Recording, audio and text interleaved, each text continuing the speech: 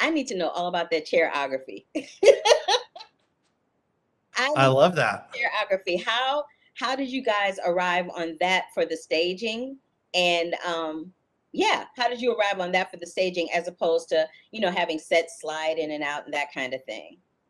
So Kelly Devine, the choreographer, and I, um, when we first did a workshop before we ever did a full production of this, we picked about 20 minutes of the show and we said, can we do this show with only 12 chairs and two tables and these 12 actors? How simple can we make it? And I think what we found is the simpler you make it, the more exciting it is. The more you trust the acting abilities of these amazing 12 people to transform and take you through the story, the better. It's fiendishly difficult for the 12 actors to like remember all the places that the chairs have to be a bus and a plane and a living room.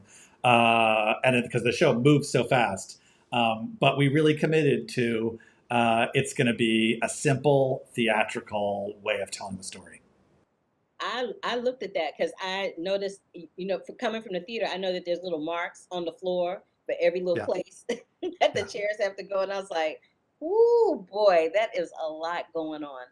Can I tell you? Can I tell you one thing about that? So every time you've got a transition, when the first time we ever laid the show out, different actors would be like, "I could take this chair and I could move that coat," and they would all kind of volunteer.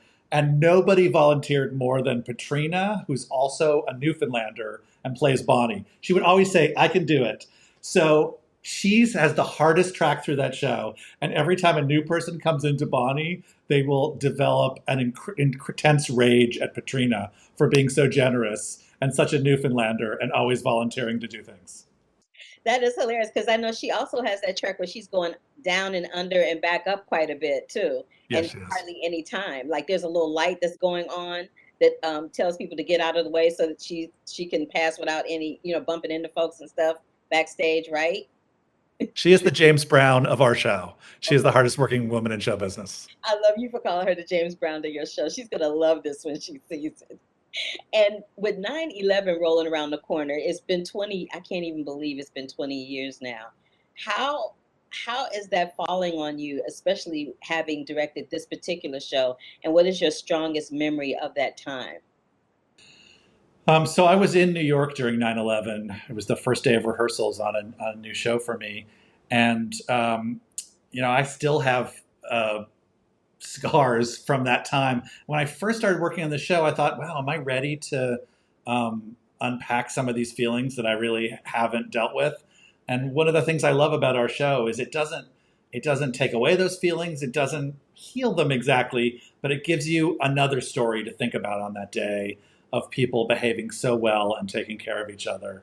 So I would say that this show has done a lot for me personally in terms of helping me put that day in perspective.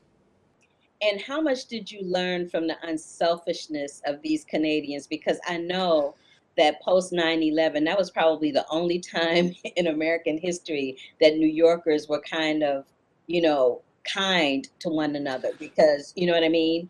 So how do you think that this is affecting you watching this other country be so kind within the confines of the show during that moment?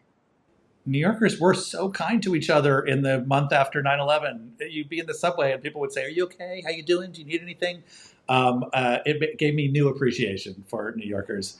But the way that the people of Newfoundland took care of these strangers just deposited in their small town, 7,000 of them, and fed them and housed them and really made a family with them.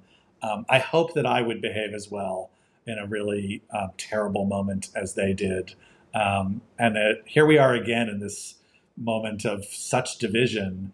And I think as it's what was true 20 years ago is still true today, which is the way we're going to get through this is by taking care of each other. And I think that is a perfect way to wrap this interview. Thank you so much, Christopher Ashley. I appreciate you. And good luck with reopening the show.